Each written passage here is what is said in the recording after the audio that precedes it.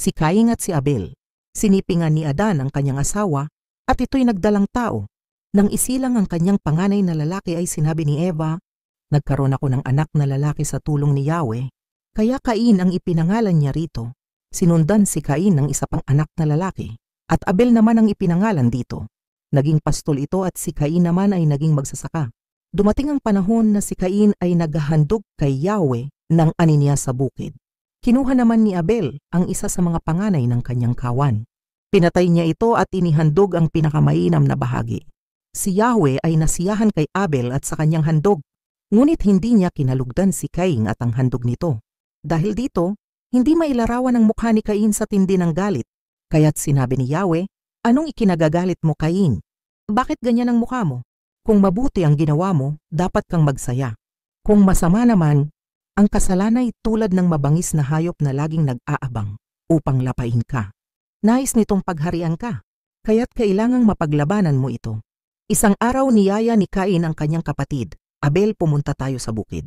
Sumama naman ito, ngunit pagdating nila sa bukid ay pinatay ni Cain si Abel.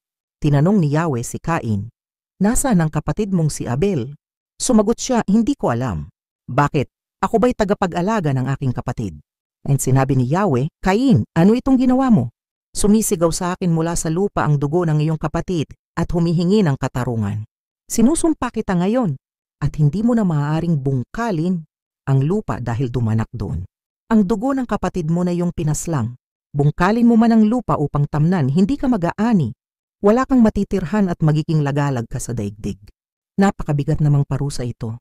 Sabi ni Cain kay Yahweh, 14 ngayong pinapalayas mo ako sa lupaing ito, upang malayo sa iyong paningin at maglagalag sa daigdig. Papatayin ako ng sino mang makakakita sa akin. "Hindi," sagot ni Yahweh. "Paparusahan ng 7 ibayo ang sino mang papatay sa iyo." Kaya't nilagyan ni Yahweh ng palatandaan si Cain, upang maging babala sa sino man na ito'y hindi dapat patayin. Iniwan ni Cain si Yahweh at tumira siya sa lupain ng Nod, isang lugar sa silangan ng Eden.